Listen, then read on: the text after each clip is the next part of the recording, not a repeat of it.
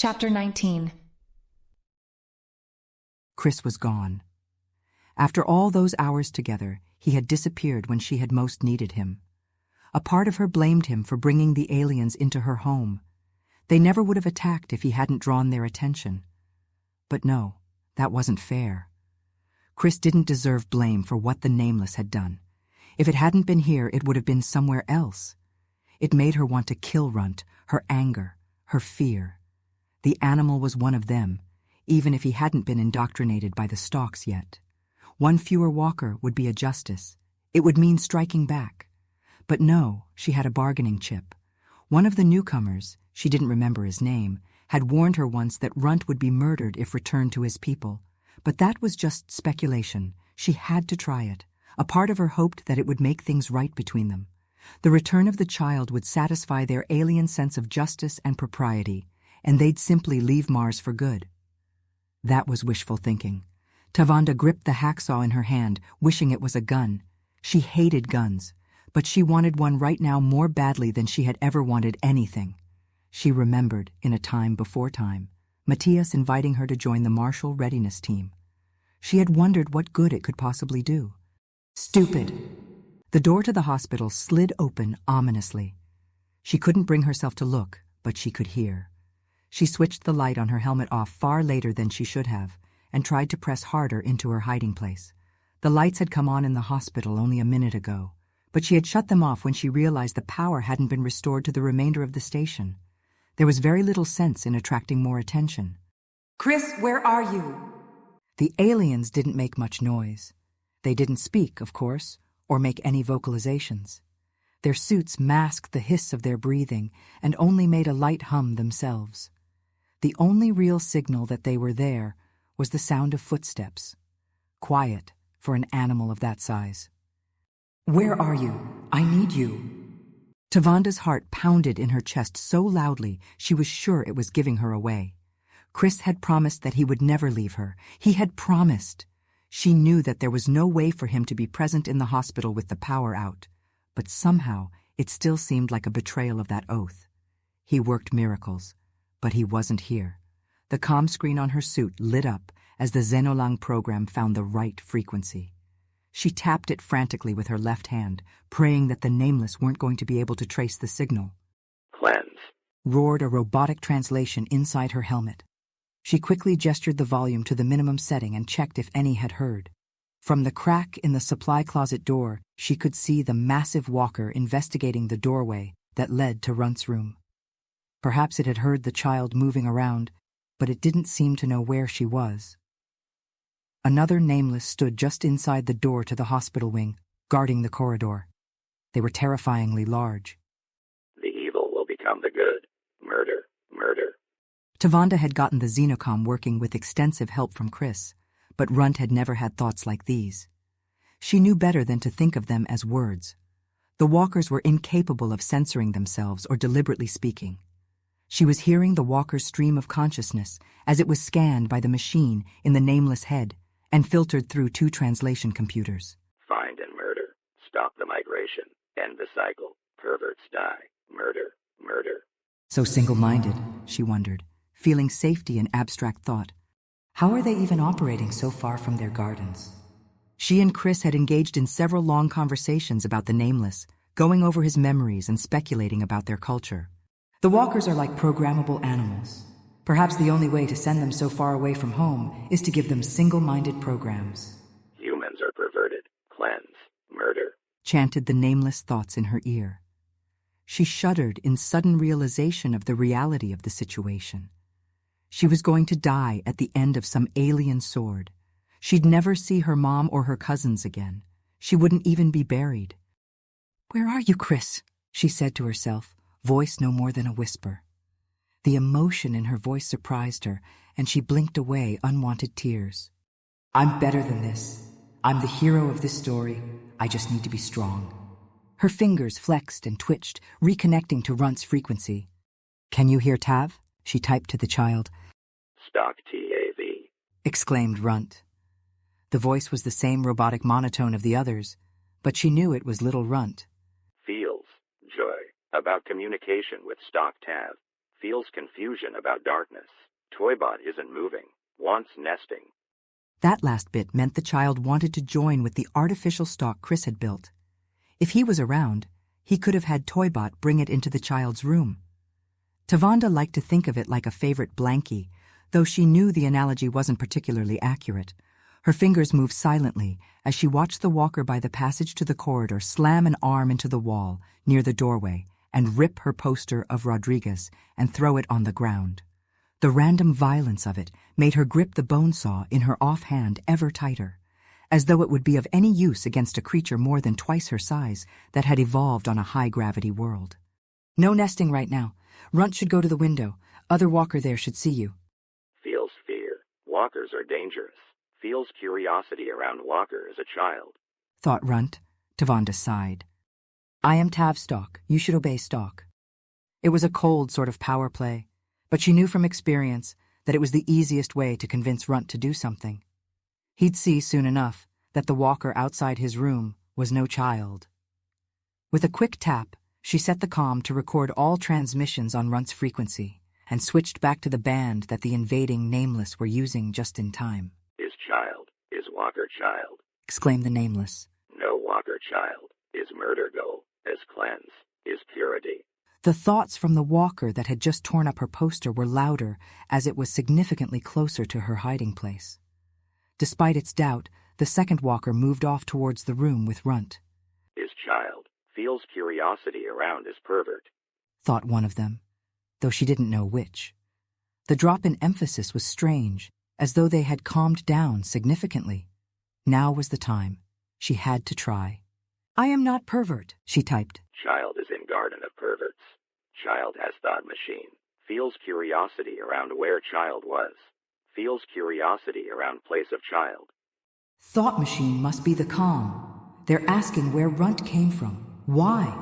Don't they know that Runt escorted Chris and the others? Tavanda realized why the walkers were confused. Their stalks would probably understand, but this was a situation which they hadn't been programmed to deal with. The stalks hadn't expected Runt to survive. Chris had beaten them with lies before. Perhaps she could trick them again. I am good. Take me to a garden and I will explain everything. These humans are good. Tavanda closed her eyes as she typed, praying to God that it would work. Humans are all perverts. Evil. Should kill them all. Predators are evil. Cleanse the pervert shapes off this world. Child is wrong. Is symbol 1258. Symbol 1231. Symbol 1199. Symbol 1258. Symbol 1258. Fuck! Swore Tavanda in the supply closet, momentarily forgetting the need for stealth. Symbol 1169. Murder. Murder pervert. The sound of gunfire echoed through the hospital. Dead child. Good. It was a pervert. Should murder all perverts. Tavanda couldn't deal with it anymore. Runt was dead. She shut her comm off. It wasn't fair. There had been no real warning. Why had Runt survived just to be killed like this? What had his life meant? Nothing. Same as any of them. The sounds of the Nameless interrupted such thoughts.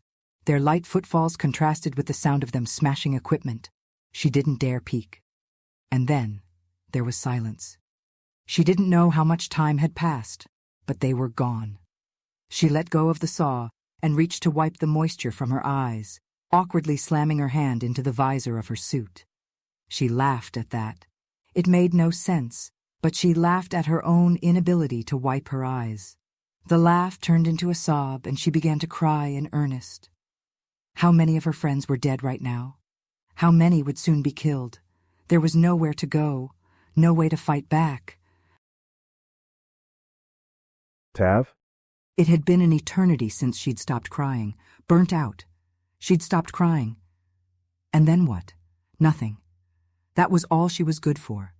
She couldn't fight. She was all alone. Her mind wandered, wondering how many people she could save if she were out there. But she wasn't. She was a coward.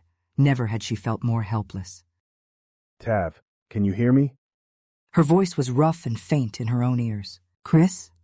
She was hallucinating. Chris was dead, just like everyone else. She was all alone in the dark, waiting to die. Tav?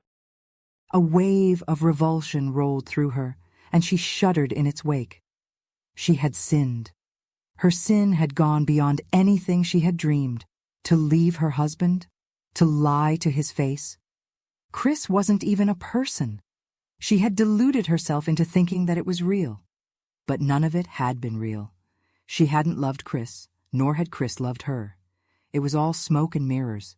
She had betrayed everything she stood for, and for what? She was all alone now. Tav? Perhaps if she had tried a bit harder with Alexis. She should have worked less. It was as simple as that. Their arguments could have been patched up if she had been there for him. It was a test from God, probably. Did that mean she believed? Chris would be the angel of temptation. If she had just turned away from his charms, she would be with Alexis right now. She'd still be dead, but at least she wouldn't die alone.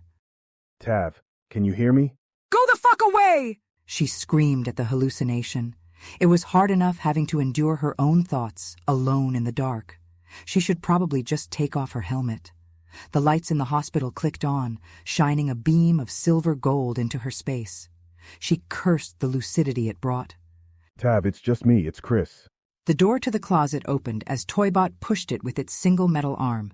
The goofy face she'd added to the cute little robot stared at her blankly. "Oh, Jesus, it's not over," she whimpered as new tears began. The Nameless aren't here anymore, in the hospital, I mean. But yes, it's not over. You and about 60 other people are scattered through the station. The others are dead. We need your help. "This is your fault." Tavanda pulled herself off the floor and kicked wildly at Toybot, knocking it off its wheels and onto one side. The sound was coming from a speaker set on the wall. Please, Tav. I understand you're angry, but Shayla is bleeding heavily, and Yi is going to die from hypothermia without your help. That forced her up. She had a duty, even if they were all doomed. Her vision was clouded by tears, and she wanted so badly to wipe her eyes that she screamed in frustration and rage. Quiet. They'll hear you. You need to calm down, Tav. It'll be okay if you just listen to the sound of my voice. Chris was calm as ever. Tavanda blinked furiously, trying to get a handle on the wreckage of her medical wing. The Nameless had broken things at random. Much of the hospital was entirely undamaged. "You left me," she accused, still not in her normal state of mind. It was strange to her how she could know that she wasn't thinking straight, even though she couldn't actually think straight. I'm sorry, Tav. I can't hear you very well. Can you switch to comm channel 8 for me? Her hand twitched, setting the radio frequency. She tried not to think about the recording she still had from channel 19, the last thoughts of Runt. "Never mind, where do I need to go?" she asked Chris. He hadn't really left. It wasn't his fault. Toybot righted itself using its arm. No real damage had been done by her kick. There wasn't any answer. "Chris?" I'm sorry. I have to focus on so many things at once. Get your medical kit and pack any extra environment suits you have in the hospital. Actually, only take one extra suit. Shayla is the highest priority. She's trapped in the school. A vicious wave of cold ran down her spine as she heard that last word. She hadn't even thought of it. "The children." Chris's voice was like iron in midwinter. Dead. All of them except Shayla and Valiero. One of the bombs hit the school, caving in much of the ceiling. Those that survived the collapse suffocated soon after. Tavanda expected to burst into tears at the news. Marcus and Dalila were only 6 months old. She felt cold, but she didn't cry. She felt far more lucid than she had in months. Single-minded purpose filled her, and she shot like an arrow to get her supplies. Chris continued to speak, his disembodied voice following her into the quarantine room where the environment suits were kept. The Nameless have control of the corridor, and Shayla is trapped in the school bathroom. You'll have to use the maintenance tunnel to get to her. Tavanda's hands moved in a flurry as she bundled up a suit in a bag and slung it over a shoulder. It didn't really work, as she was already wearing a bulky pack as part of her own suit, so she settled with carrying it in one hand. "How did she survive the bombs?" she asked. Shayla wasn't in the school when they fell. I lost track of things after, but I'm guessing that she went to try and help the other children, not realizing that they were already dead. The Nameless shot her when she tried, I think. Medical bag in one hand, bag with environment suit in the other, Tavanda strode quickly towards the exit of the hospital. "Just tell me what I have to do to get there." I've drawn the majority of forces towards the life support facilities. Most of my robots should be able to climb walls and double back. Valiero has offices and is marshaling a resistance. Bad news is that the farm has and another 24 walkers have down, all fully armed. The signal from Chris was choppy in the access tunnels, but she appreciated it all the same. Tavanda pushed open the square vent beside her, having just removed the bolts. With a great deal of effort, she pulled herself out of the claustrophobic crawl space and up into the bathroom of the school. It was good to be free of the pipes and metal, but it was no less dark. This section of the station was still without any power. The lonely beam of her flashlight slid across the smooth stone walls and floor, painted white and cyan in regular patterns. The deep red-black of old blood marred the room. Droplets of it were spattered across the floor. Her headlamp followed them as her gaze shifted to a stall marked with a bloody handprint. "I'm here. Shayla, can you hear me?" A noise came from another stall. Tavanda pushed it inward and found the teenager, dressed in a suit that looked far too big, leaning up against a toilet, blood caked all over her arm and hands. "Shayla! Shayla!" Tavanda shined her light in the girl's visor, revealing a gentle, light-brown face that had turned something of a ghostly white-blue. Her eyes were closed, but Tavanda could see her lips moving slightly. Her suit had been punctured by a bullet near the right elbow, and most of the blood loss seemed to have gone into the gauntlet. More worrying was the loss in oxygen that would have come from the hole in the suit. Tavanda shifted the girl to get readings from the computer on her backpack. It was as Tavanda feared. The oxygen had been venting out of the suit. Pressure levels were at 40%, and the temperature had dropped to 53 degrees Fahrenheit. There weren't any metrics on her blood pressure, of course, but Tavanda knew it couldn't be good. The top priority was sealing the hole in the suit, but if she simply applied a patch, which might not even work, all she had was medical gear, the arm wound would remain untreated. Tavanda wrapped the band around the girl's bicep and tightened it. One twist of the baton and the tourniquet began to tighten even further. She wasn't sure it could get tight enough to cut off both the air and blood, but she had to try. Another twist, another. Again and again she turned the baton, drawing the band so tight that it was a wonder that it didn't break. Even as Tavanda struggled to turn it further, she didn't feel inclined to stop. It served as an outlet for the icy rage that had been pulsing through her for the last 15 minutes. It was a bad sign that Shayla didn't react with more than a moan. She'd clearly gone into shock. Tavanda would have normally wanted to get her on an IV and get a blood transfusion, but there was no way to do that here.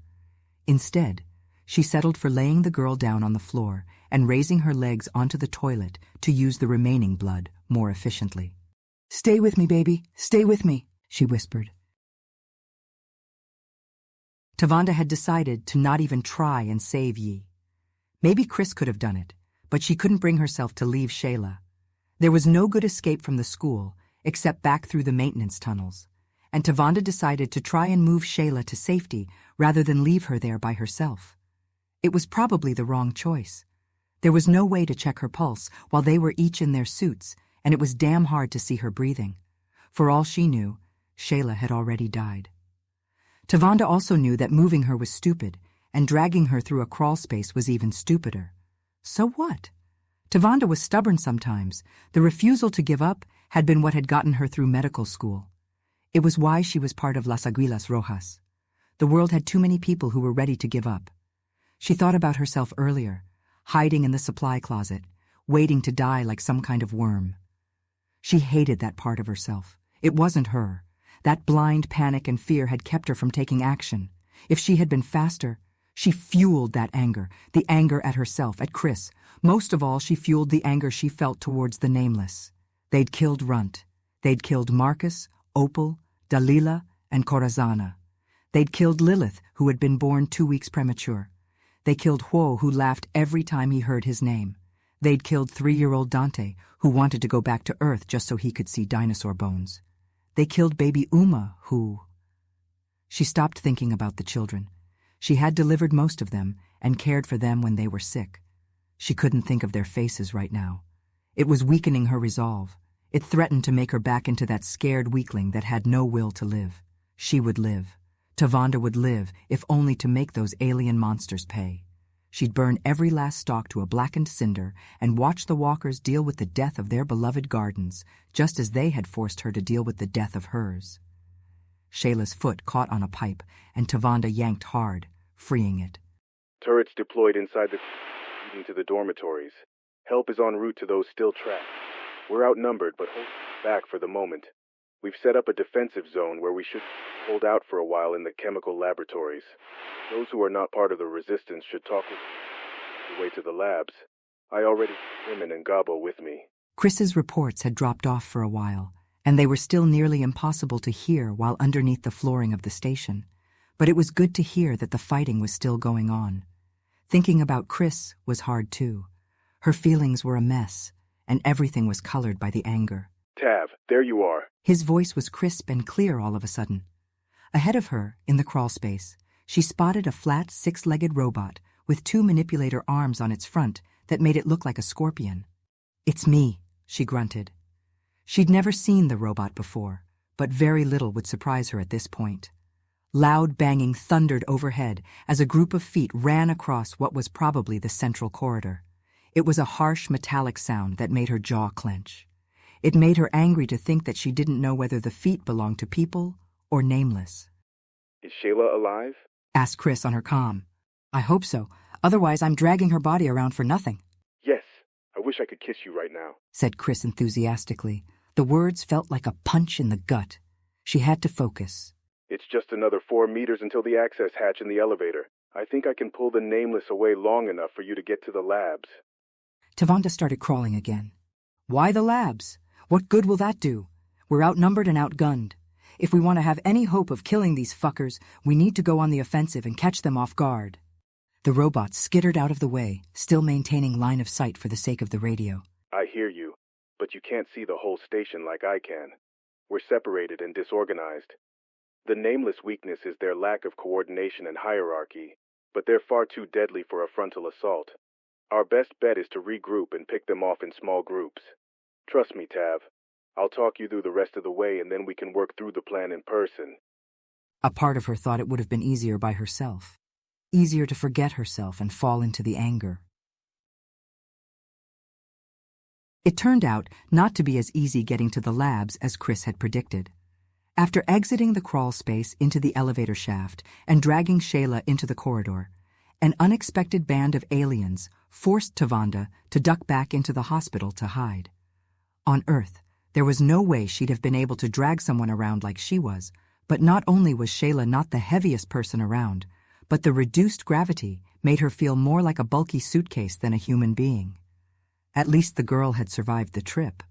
There was still no way to take her out of the suit, but in the confines of the hospital, she managed to verify Shayla was still breathing. Chris's instructions were invaluable. The hexapod robot she'd run into in the tunnels was just one of many robots he had built, including Toybot. It would have worried her before the Nameless had come, which was presumably why he hadn't told her. But now that they had, the robot army was a godsend. They scouted all around the station, warning of the Nameless movements and providing a radio link even in the sections of the building without power. From the hospital, they made a mad dash clockwise around the station. Toybot carried Shayla for the last bit, as the corridor was flat enough to make its wheels effective. Out of breath and still buzzing with adrenaline, Tavanda burst into the engineering office wing, located between the labs and the factory. The corridor ahead of that was blocked by rubble from the blast, meaning they'd be forced to go through the offices to the labs. The engineering offices had actual power, and as Tavanda made it through the door, she was immediately confronted with what appeared to be some sort of armored machine gun. 2 figures stood next to it, each holding rifles. Humans. Their suits were blood-stained and black with scorch marks. Doctor, it's good to see you. Crystal said you were coming. It was Vincente, Matias's cousin. The other person was Ngabo, a thin Rwandan man she had only spent time with occasionally. He had never been in the hospital in the 9 months he'd been on Mars, but she remembered his medical file saying he was diabetic. "They killed them. They killed the children." It wasn't what she wanted to say, but she felt like it was what she had to say. I know, said Vincente, his voice equally hard. There was a moment of silence where she simply stared at the men, daring them to speak. "How many have you killed? How many monsters?" she demanded. 1. At least the man had the decency to look ashamed. "Kill all of them! Do you hear me? Todos!" The men nodded solemnly. They caught us off guard, but we're regaining our position. Thanks to Crystal, there's hope, said Ngabo. Speaking of Cristal, Interjected Vincente. you should bring Shayla to the labs. The bot has an airlock set up so you can get out of the suits and help the wounded. We've got about a half-dozen people who need your help back there. Tavanda agreed and made her way past the turret. Toybot followed behind. The passage down to the labs was otherwise clear. She played with her comm, thinking about listening to the recording of Runt just for the hell of it. She was so full of anger that a part of her wanted to hear it, just so she'd feel more angry. It filled her up and kept the darkness of the situation at bay. There was an intermediate room that adjoined the laboratories that showed signs of being fashioned into something resembling an airlock. Please wait while I vacuum the air out. It's precious enough to be worth the wait.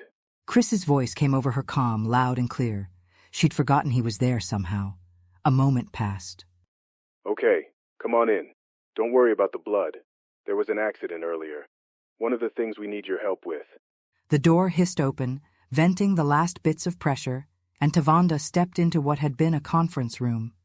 The table had been knocked on its side, and there was a thick layer of blood all over the floor, some sprayed on the walls. It was everywhere. A knot formed in Tavanda's stomach. What kind of accident caused this? She wondered.